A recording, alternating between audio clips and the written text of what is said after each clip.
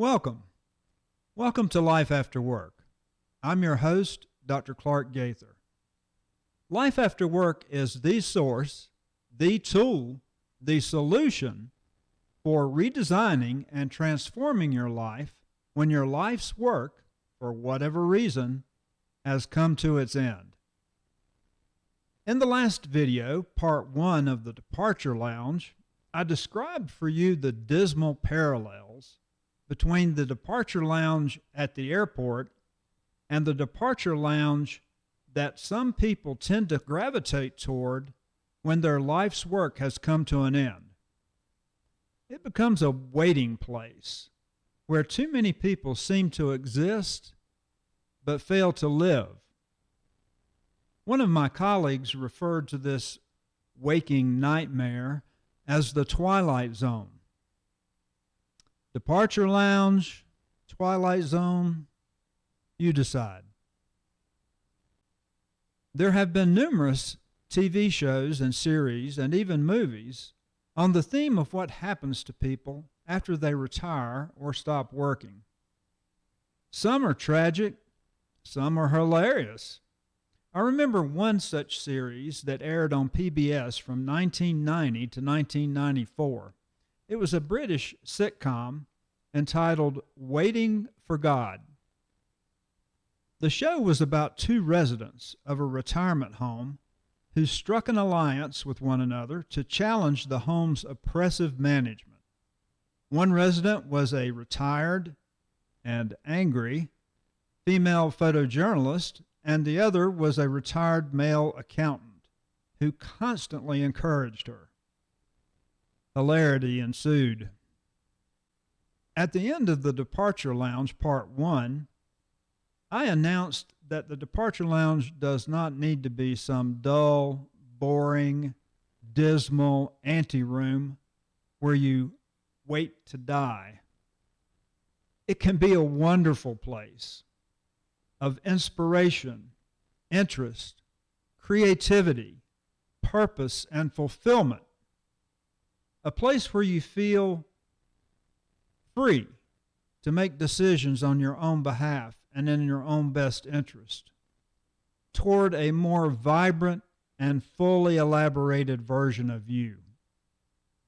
A place not of decline, but of ascension and transformation.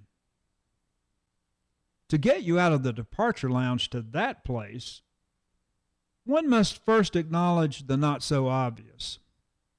If you are no longer working and find yourself unhappy or unsatisfied with your current life, just know this: your present life is perfectly designed to get the results that you're getting. Let me state that one more time. Your life at present is perfectly designed by you to get the results you're getting. Of course, that also means you can redesign your life.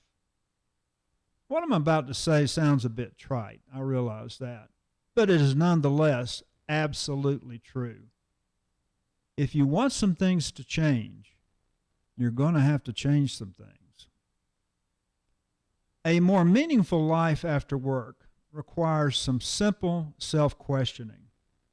Ask yourself this: am I where I want to be right now? If not, where do I want to be in life right now? Those are some deep reflections few people take the time to consider. No one has the time. We are constantly distracted from the time we get up in the morning until the time we go to bed. The average American spends 4 hours and 37 minutes looking at their cell phone each day. In addition, the average American spends somewhere around 2 hours and 55 minutes watching TV. To answer those deep questions of where am I in life right now and where do I want to be, you need time to think. Here's what I recommend, and I do this myself at least once a year. I go someplace by myself, usually to hike, and it can be a few days or a week. And I ask myself, am I where I want to be in life right now? If not, where do I want to be? What alterations in my goals and plans do I need to make in order to get me to where I want to be? Now, that sounds to some selfish, but it's really not. It's self-interest.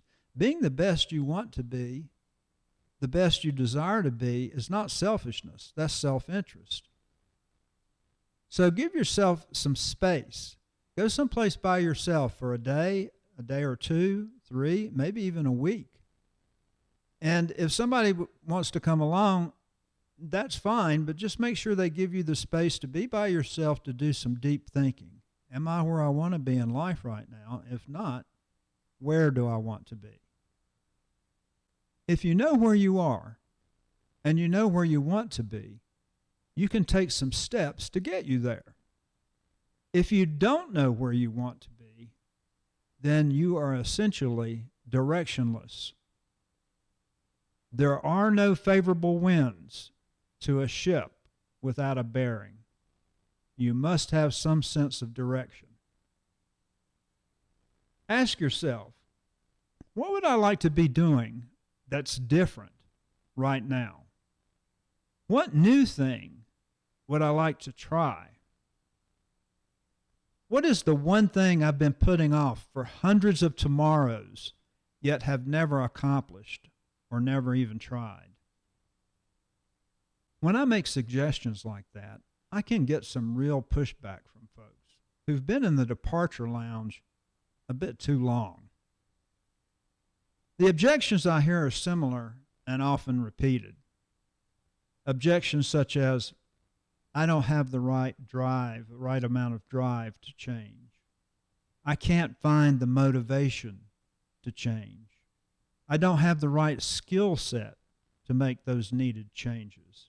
I don't have time, or it's going to be too hard or difficult for me to change. The worst thing I hear is, it's too late for me. Unless you are literally on your deathbed, it's never too late to make a change in your life. We get second chances every day until our last day.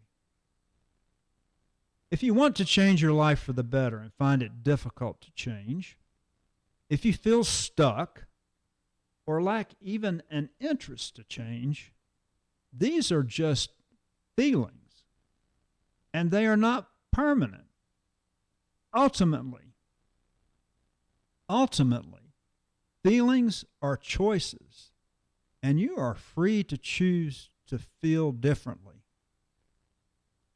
One of the great challenges of life is to gain self-awareness by asking ourselves why we feel the way that we feel, and what to do about our feelings if they are getting in our way or if they are not serving us well. Don't know where to start? Find out. We now have the world at our fingertips. Instead of watching the latest viral TikTok, look something up you don't know something about but would like to know something about. Learn. Be curious. There is no sacred knowledge or hidden knowledge anymore. It's all out there on the World Wide Web. If you want to know how to do something, the answers are out there, and they are usually free. Don't know how to motivate yourself or take action? Try Mel Robbins' book, The 5-Second Rule, where she shows the reader how to crush procrastination, set aside self-doubt and laziness, stop bad habits, and eliminate negative self-talk. Her strategy absolutely works for those who work it. I use her technique all the time, and it works. Like I said, the information you need is out there. I hope I have convinced you that you can escape the departure lounge. Just because you are no longer working doesn't mean the quality of your life should suffer. You can still learn. You can still contribute. You can not only enrich your own life, but you can enrich the lives of others. You have knowledge and experience that is unique to you that would benefit someone else if shared. If there is some aspect of your life after work that you do not like, as I said before, it does not have to be that way. The past may control your present, but it is your present that controls your future. There are better ways to better days ahead. To that end, I'll be sharing more information and helpful tips along those lines in future episodes. In the meantime, be sure to like, share, and subscribe so that you can be notified of new content as soon as it is released. Also, Life After Work publishes a free newsletter. The link is in the description box below. Or go to lifeafterwork.co, lifeafterwork.co. Until next time.